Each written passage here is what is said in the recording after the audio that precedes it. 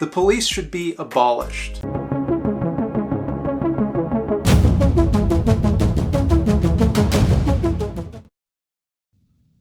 So you may be wondering, why am I bothering to make a video responding to this slimy guy who hates the police? Well, right now, Thought Slime's All Cops Are Bad video is sitting at 166,000 views. Hatred for the police is a profoundly popular opinion among many people on the left right now. So much so that a video like this that advocates for the proposition that all police forces should be abolished entitles itself All Cops Are Bad, therefore implying that there is not a single good police officer, manages to be incredibly popular. So do you want to know what happens when police just stop showing up to work? Well, one great example of this happened recently in Brazil. Police in the Espírito Santo region of Brazil went on strike. In a little bit over a week, 143 people were killed.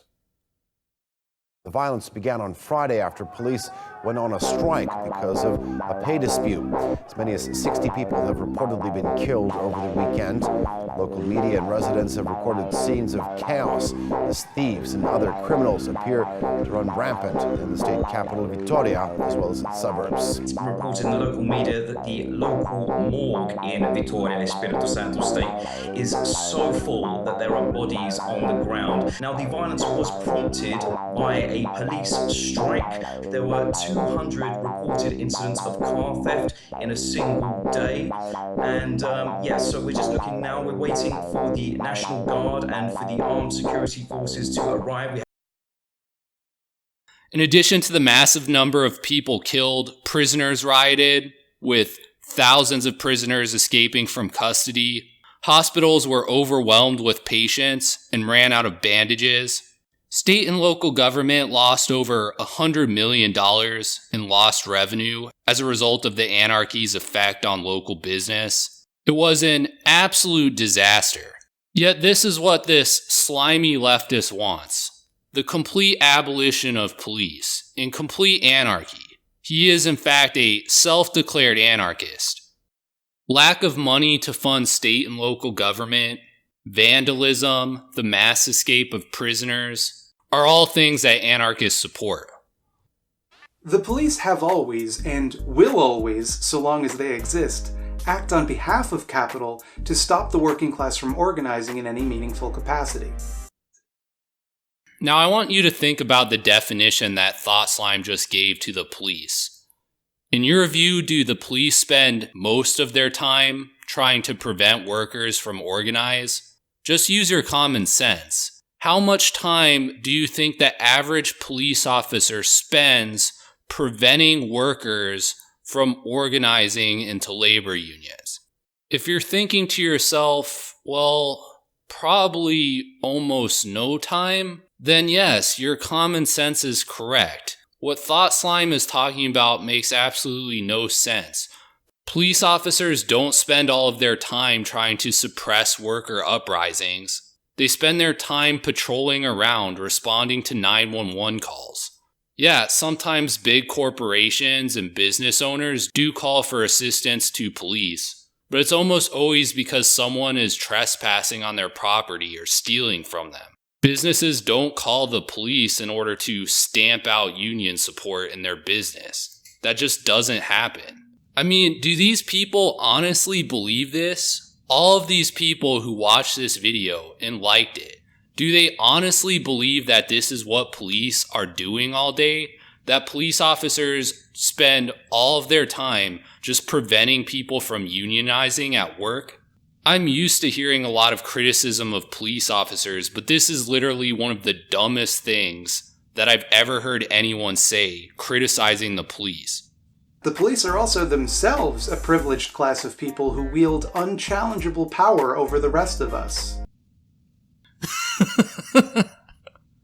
Are you fucking kidding me? You think the police have unlimited, unchecked power over other people? Are you not familiar with the myriad of legal restrictions on what the police can and cannot do. All of the Supreme Court jurisprudence regarding what police can and cannot do based on interpretations of the Constitution. All of the judicial opinions that carefully scrutinize actions of police and dictate to them when and when they cannot engage in certain activities. And then you have all of the bureaucracy that exists in the individual police departments, policies and procedures that the police are required to follow. Not to mention the fact that police really have no power over other people in a situation where it's a non-emergency and that person hasn't committed a crime. If you don't want to be hassled by police, I have some very simple advice to you. Don't break the law, and you'll never have a problem. So who exactly are they answerable to? Do they just police themselves? Yeah, it's called internal affairs. Don't tell me you haven't heard of this before. Do you not watch television shows or watch movies? You realize that every single major police department has a separate subsection of officers that are independent that do internal investigations. And you know what? That's not all. The FBI will also investigate whenever there's an alleged civil rights violation committed by a police officer. In addition to that, any citizen can file a civil lawsuit against a police officer or the police department alleging some sort of wrongdoing and use the civil legal process to pursue whatever claim that they believe they have. So yeah, there are actually a lot of different methods in place where the police are policed. Now that's weird, isn't it? Isn't it weird how the police, who are definitely following the rules, are resistant to having their behavior scrutinized? Are you fucking kidding me? Are you really with a straight face going to say that police in our current society are without scrutiny? Have you not heard of Black Lives Matter? Do you not watch any television or read any newspapers? Because if you did, you would see that that is all the media does, all day, every week. It's a non-stop avalanche of scrutiny of police officers. I can't believe how stupid this take is on the police. Have you ever tried to contact the police about, stolen goods or a break-in or a mugging? They'll come and they'll file a little report, and then they'll put that away somewhere and forget about it. On the other hand, if someone poops in a Tim Hortons, that will be front-page news for a week. The justice system will spring into action and make sure that that pooper is brought to justice. Poop justice. Huh. So police are most concerned about pooping near businesses. He cites this one anecdote about a Tim Hortons because, of course, Thought Slime is Canadian, so of course he would use that as his example. But I don't know, I feel like I've heard something to the contrary about this recently in the news. The mayor held a news conference in front of Tamara Friedman's business of 3 years. She says picking up syringes just doesn't go far enough. But it's still not addressing the real issue, which is that people are living on the street, they're leaving their needles, and that they're defecating and urinating everywhere. In fact, yesterday, Tamara called 311 twice to report human feces in front of her business. No one has come by yet to clean it up. Lately, there's been a brownout. Come on, guys, seriously.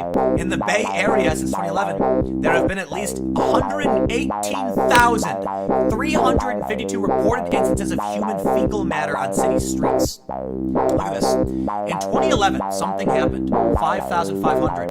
In 2018, 28,000! Your city doesn't work, your policies don't work, something is wrong, and you better figure it out because you are covered in excrement.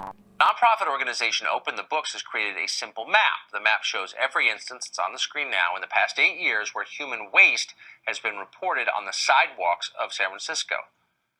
At least we assume this is San Francisco. There's so much brown you can't even see the map. Of course, nowadays, it's not paper barons who are encouraging the mass arrest of people of color for their own profits. It's private prisons. The ultimate leftist boogeyman. The private prison industry. Well, I can't speak for all prisons, but this one is here to make money. Make money? You mean someone is profiting from all this? Yep, these guys are. But wait a minute, I thought this video was supposed to be about the police. Why would your typical police officer give two shits about some private prison? Why on earth would they care about that? It makes no sense whatsoever. But let's keep on listening to what this slimy guy has to say. And is a $74 billion industry. And they're paid by how many people they lock up, meaning they're incentivized to lock up lots of people and make sure they stay there as long as possible, and to lobby Congress to make sure that there's mandatory minimums and people are just locked away for a long time for no reason. Meaning they're not incentivized to rehabilitate criminals or to reduce recidivism, like a prison is supposed to do. I don't want to get way off topic. I believe that Thought Slime's conspiracy theories about private prisons and the legislature are complete bullshit. But let's just assume they're true. What the fuck does this have to do with the police? The police aren't part of the legislature, and they don't work for the private prisons. So why would Thought Slime, in a video where he is criticizing the police, even bring any of this stuff up? It doesn't make any sense. If you try and protest this, if you try to make the world even slightly better in any way, you better believe the police will find some pretense to show up and arrest you. The entire justice system will collaborate to throw the most trumped up charges they can imagine at you. Alright, if there's this giant conspiracy theory against anyone who speaks out against the police, well, I just went over the fact that this video's gotten 166,000 views. Why haven't the police brought some bullshit trumped up charge on Thought Slime, had him arrested and dragged him off to jail? If this conspiracy really exists, then how are people able to make videos like this one that get over 100,000 views that just completely criticize the police department? If what Thought Slime was saying was really true, he wouldn't be able to make videos like this criticizing the police. Meanwhile, if you deliberately sell toxic assets and send the economy into the greatest tailspin since the Great Depression, not only will you be not arrested, you'll be bailed out by the state and probably get a sweet bonus to boot. If you murder a lady, allegedly, and you can hire an expensive lawyer, you can just get away with it.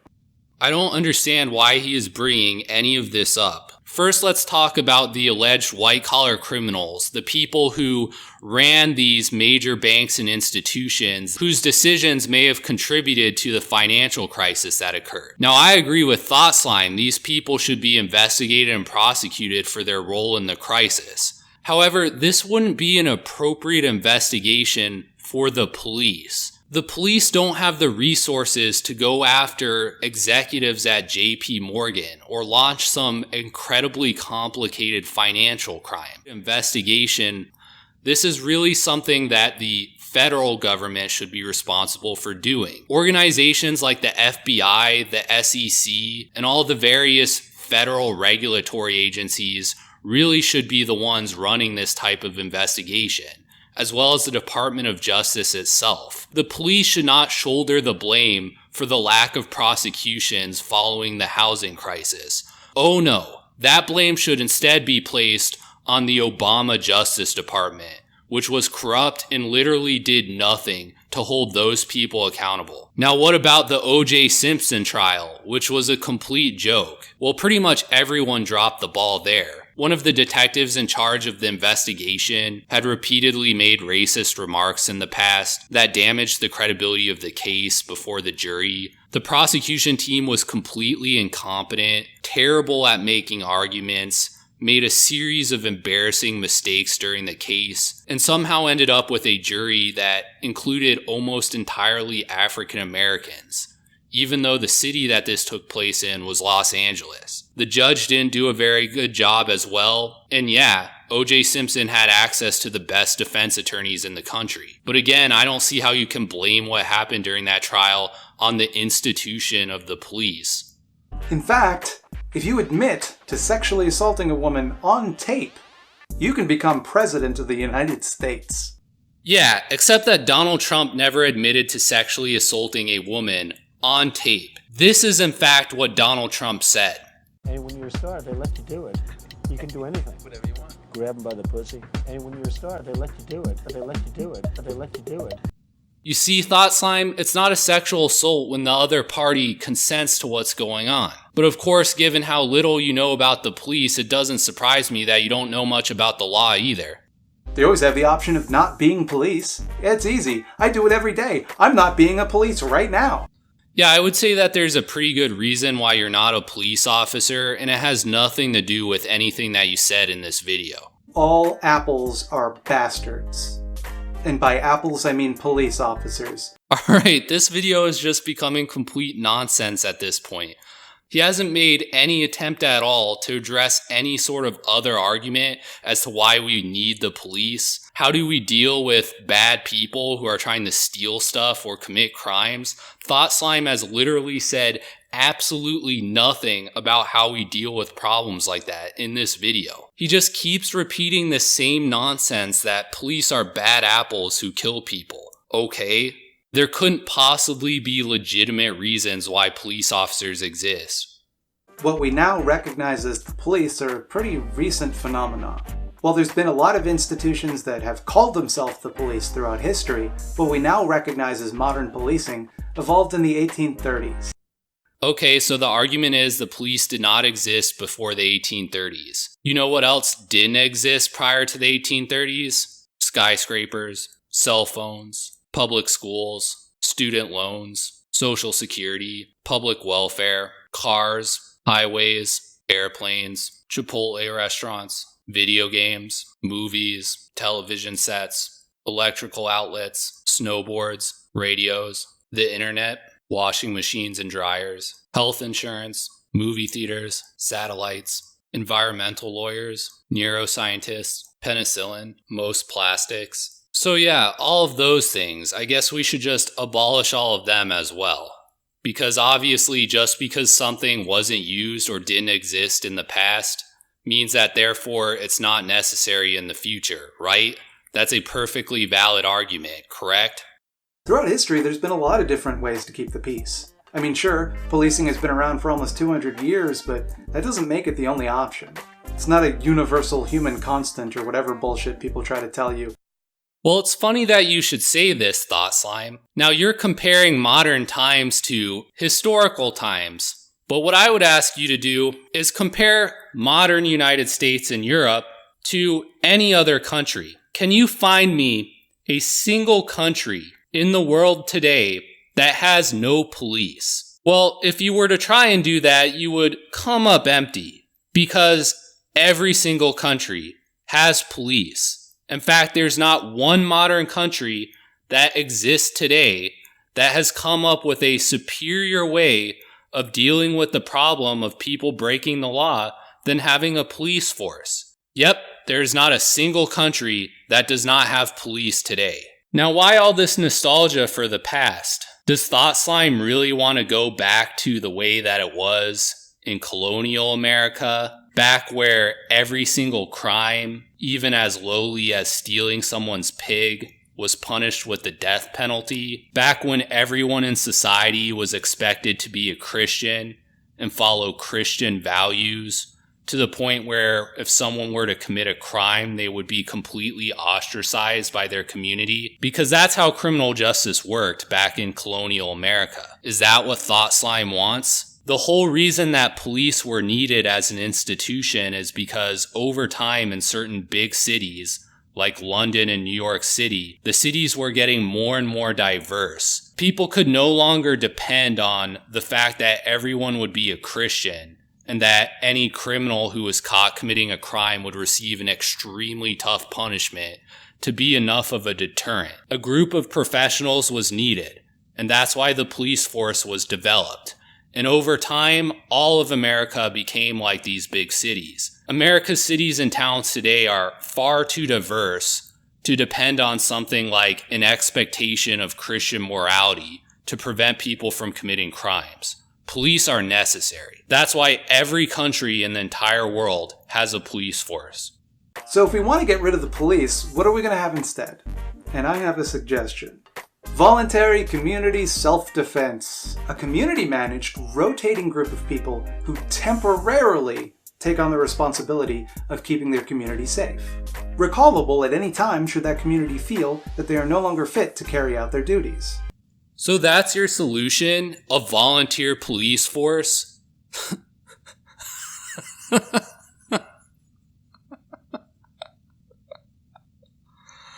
You spent this whole video talking about how concerned you were that police officers would act under improper motives, that they were susceptible to corruption from rich corporate institutions. And your solution to that is, instead of paying people to follow all these rules and procedures, we're just going to have people volunteer for the position and expect them to do the right thing, expect them to follow all of these rules and regulations and do the job correctly. You honestly think that that's a good idea? Yeah. What a fantastic idea to prevent the police department from being captured by special interest. Instead of training a bunch of people, having them take an oath, and then paying them a salary to enforce the law, we're just going to let whoever wants to become a police officer become a police officer. We'll then give those people all the power that police officers have, but with none of the accountability. And we'll just rely on the fact that maybe if things get out of hand, we'll just recall the entire police force and replace them. Does that sound like a good idea? Now imagine how this would work someplace like Mexico.